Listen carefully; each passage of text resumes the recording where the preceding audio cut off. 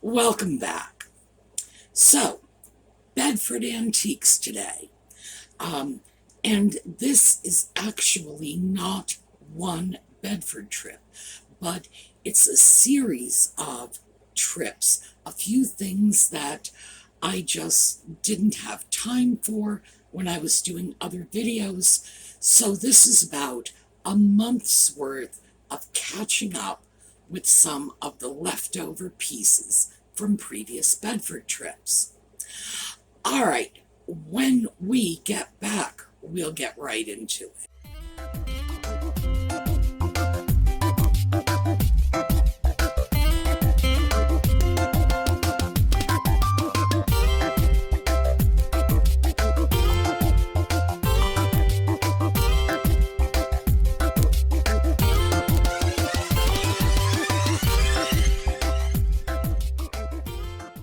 Well, I wandered around Bedford, and usually I have a sort of route I follow through the store, hitting all of the booths where I usually, you know, I make out at those booths. That's why I keep going back. But when I went in today, I just wandered into another booth. Yes, I know, I was just about to mention you. Wandered in to another booth one I don't usually go into, and found a cat. Not this one, another cat. So, let's share that stuff. Well, here we have a little stuffed black cat. $15. I'm afraid the cat's going to have to stay behind because I don't think Audie would really care much for the competition. Okay, so here's the real black cat who doesn't actually need any competition. He's a lot more work than that stuffed cat would be, but I don't imagine that stuffed cat's anywhere near as affectionate, is he? No, not at all. All right, Scoot. Yeah, that's right. Good boy. It's one of those really, really hot days. It's August, and for some reason, that cat really likes cuddling when it's hot. I'm beginning to think there's something a little wrong with him. Anyway, the cat just caught my eye, and I thought you might like to take a look at it because, in fact, there are a lot of sort of primitive crafts like that are available. In general, I don't go for that sort of thing. It's not my cup of tea. Consequently, I generally don't show you that sort of thing. But just because it's not my cup of tea doesn't mean you might not be very interested in these handicrafts. But in any case, I thought I would show you, the Audie cat because we do in fact have the real McCoy here. Another piece I want to show you. Well, but if you stay in my lap, I can't do this. Yes, he wants his cuddle, and he wants to be in the video. I don't know what to say. Yes, I know. It's your channel. Everybody knows that. You don't need to make a fuss about it.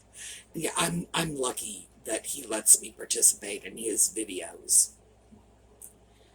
This. Now, because this is green milk glass, it's probably going to be difficult. Excuse me. One more interruption. I'm going to have to start this all over again. Milk glass especially, doesn't do well under the kind of bright lights you need for filming videos, and believe me, this is no exception. It's a little sort of triangular shaped ashtray. Says Larson Cognac on it. I got this a few weeks ago at Bedford. I am sort of half-heartedly starting a little bit of a jadeite collection. And that's because Ezra the stove is green, and these pieces just look really great on my green stove. I didn't film this when I was in the store.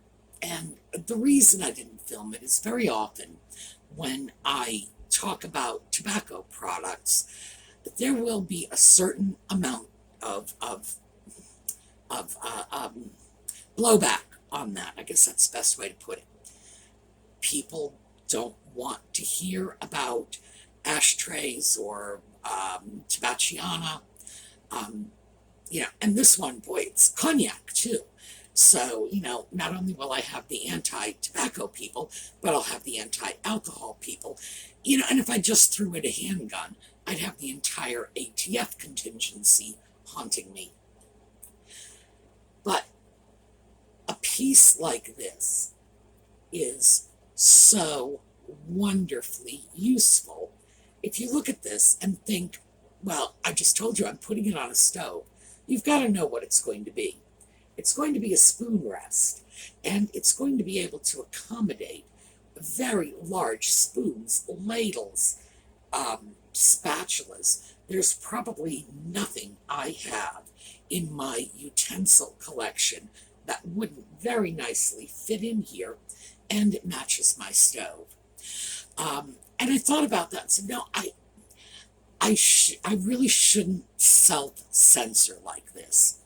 If I think an item is a good buy, and if I feel that by buying similar products, you are going to be able to turn them over for a profit, I'm not going to self-censor. So, here's the ashtray. Also, here's my black light. I'm not sure you're going to be able to see this. Once again, it's a function of the light. But this is glowing bright chartreuse. So, it's uranium glass. I'm very pleased to get this, and I don't have a problem with the advertising on it. It's going in a kitchen. It's a period piece, and I'm fine with that. This is not going for resale because it matches my stove. But if I were going to list a piece like this, this is a uranium glass ashtray that does beautifully with Fire King jadeite pieces, and it's a perfect spoon rest. So I would expect a piece like this would sell quickly, easily, and for a lot more than the $4.50 I paid for it. So there you go. That's the piece that I sort of left off the table in a previous trip.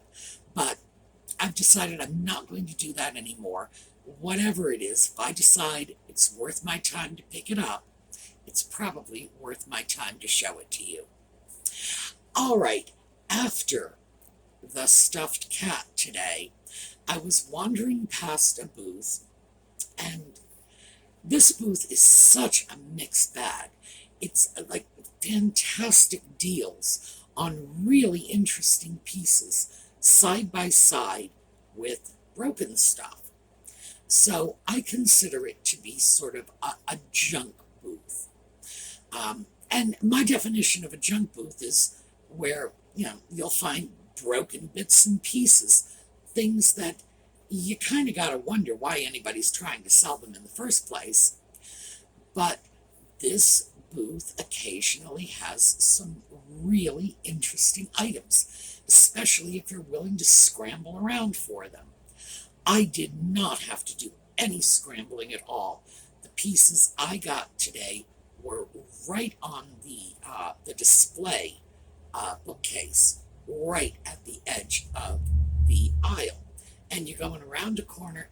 There was no missing these pieces. So take a look. We have a little collection of Toby Jugs here. $1 a piece. One of them is marked Japan. They all look Japan to me. So they are coming home with me.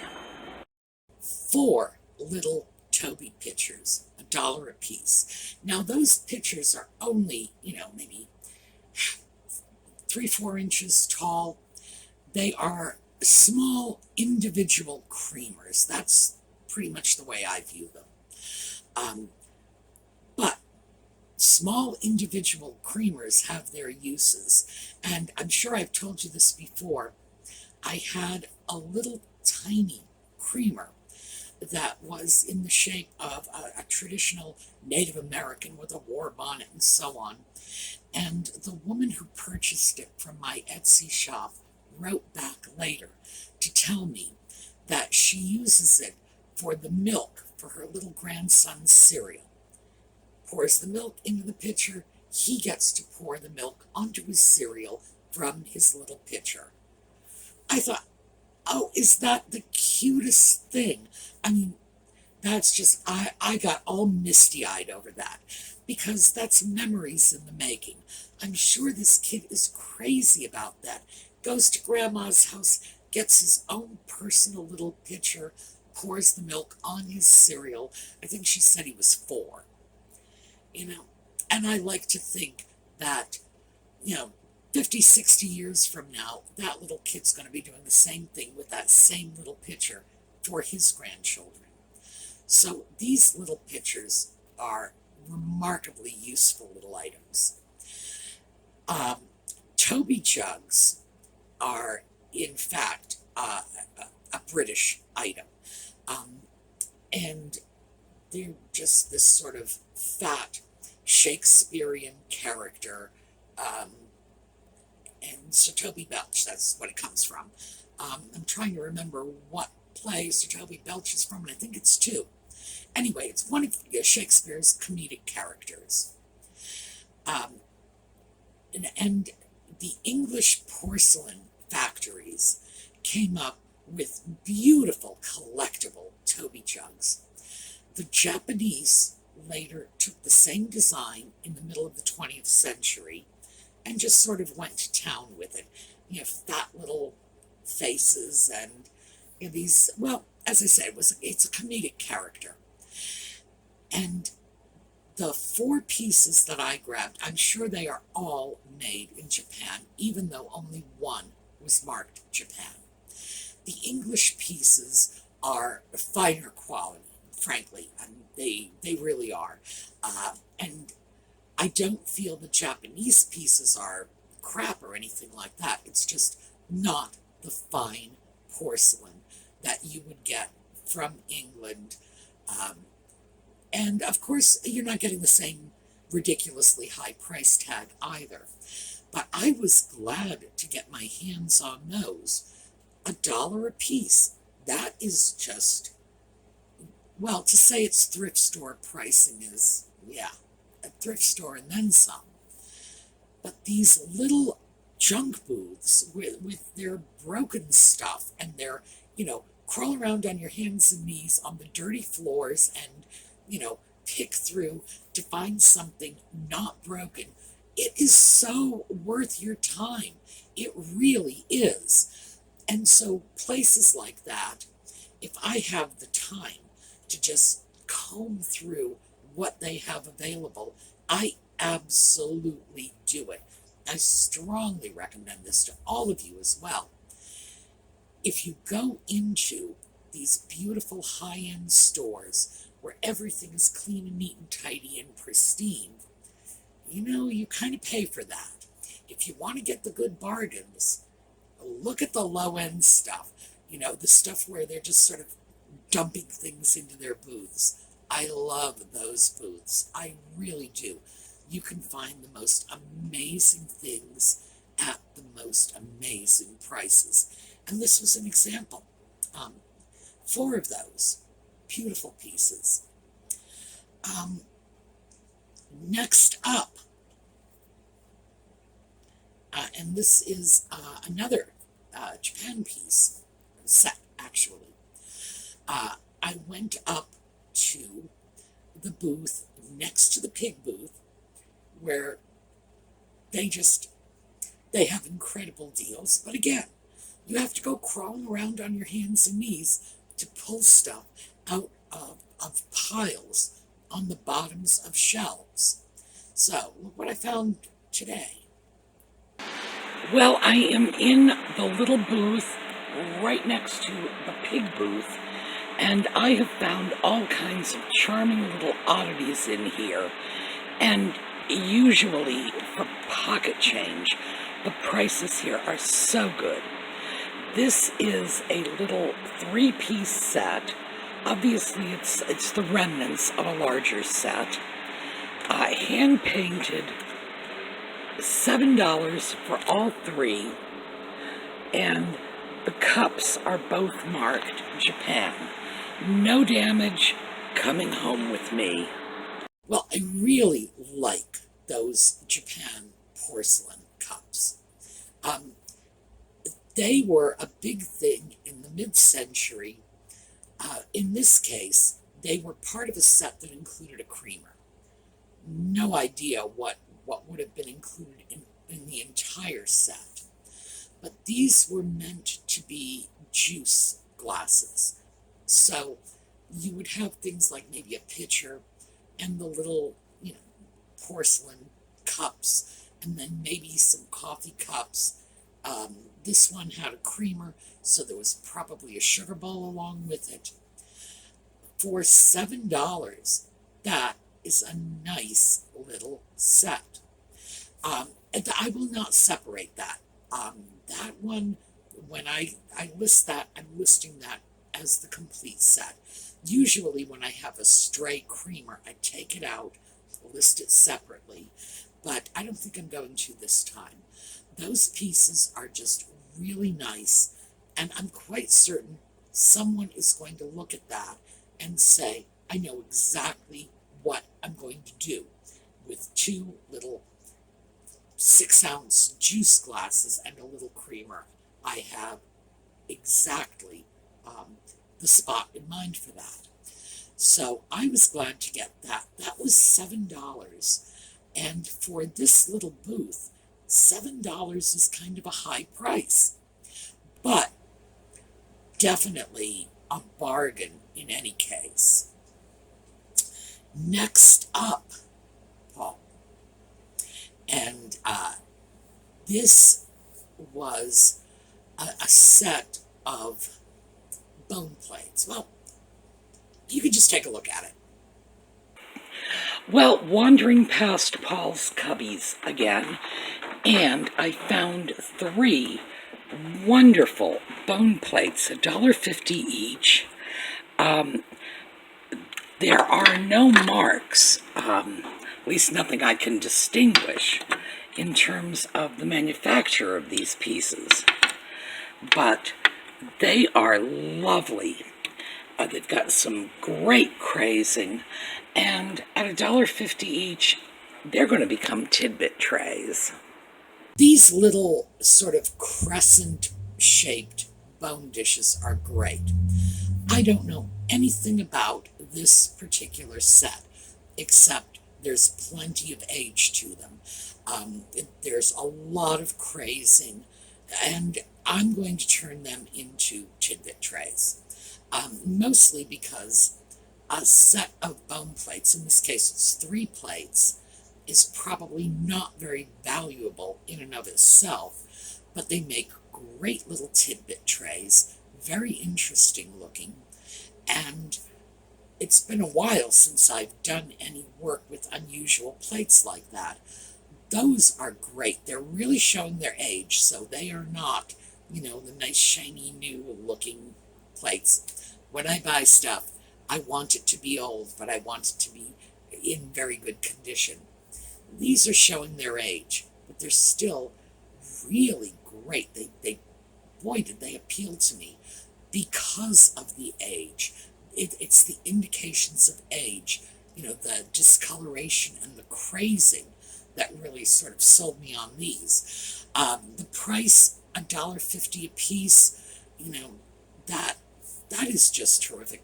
$4.50 for 3 really nice old bone plates. So I was pleased with that, especially since I didn't have a lot of time at Bedford today. And so naturally, I go into Paul's booths because if I don't have a lot of time, I can't really, shop around. Paul will invariably sort of save the trip for me because I can always find some goodies in his booths. Next item up, this is also from Paul's booth. Paul again, $7. It's a beautiful teapot. Now, I'm sure you must know that when I first saw this, I thought it was Japanese. It's a very Japanese style of decoration, but there was something, I don't know, almost Russian looking in the design, very eye-catching. Turns out it's not Japanese after all. This is an English teapot, so it is coming home with me. I think that is remarkably pretty.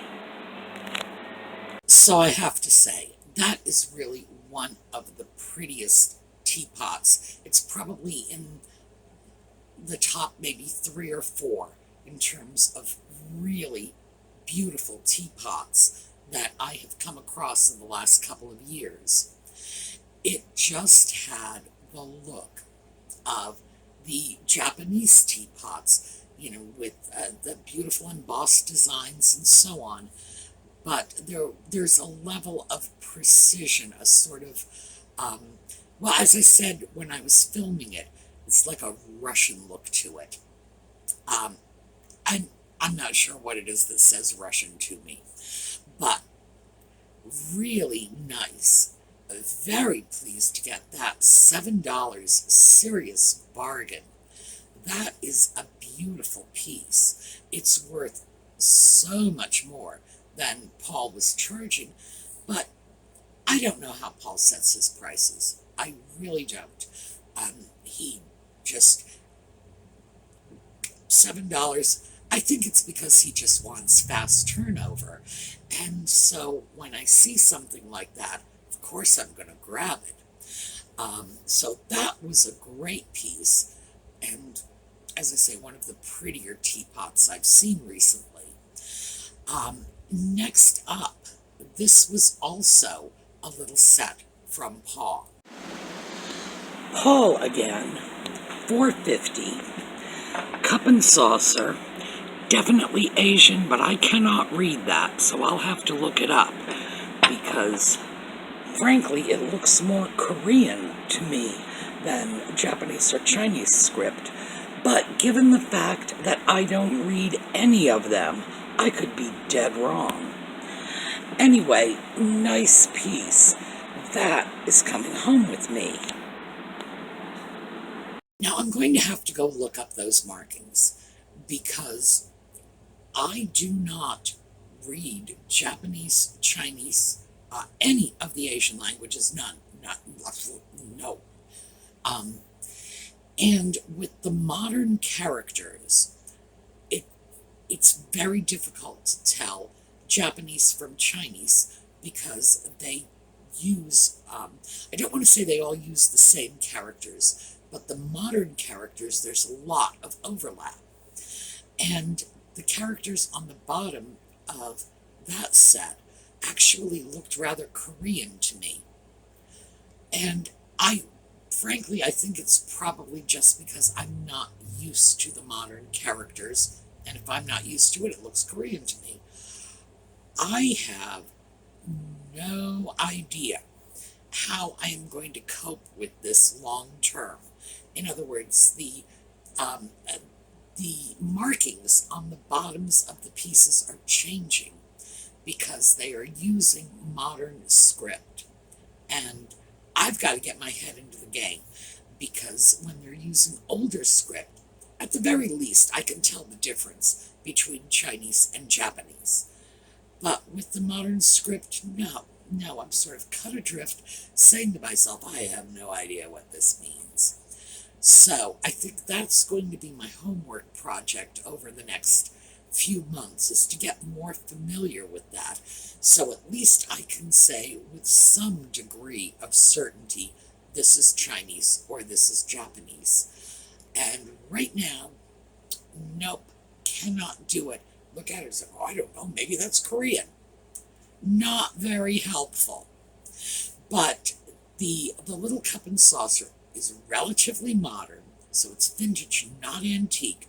Absolutely not antique. And that will just become a little tidbit tray. I like it because it's square. It'll be a little different, you know, something for a bedroom, a bathroom, whatever. But, frankly, it was the square shape, the sort of novelty factor that drew me to it. Also, for $4.50, that is a nice, nice little set. So that's why I got that one. All right, so that is what I have for you today. Some of it was from today's shopping. Some of it was mop up from previous shopping trips. And I have a lot more of that. So I'm going to have to do some mop up videos just because I got these cute things and I filmed it because I want you to see it. And right now, I've got an abundance of film. So we're going to have to do another one of these. All right. Have a terrific day. I will see you all tomorrow. And we are going to look at, I think we're going to take a look at JLS's Horizon pictures, because we haven't seen those for a while. Just our little outro. So that when we go back to our ordinary lives, get off YouTube, at least we're doing it with a smile on our faces. All right, see y'all later.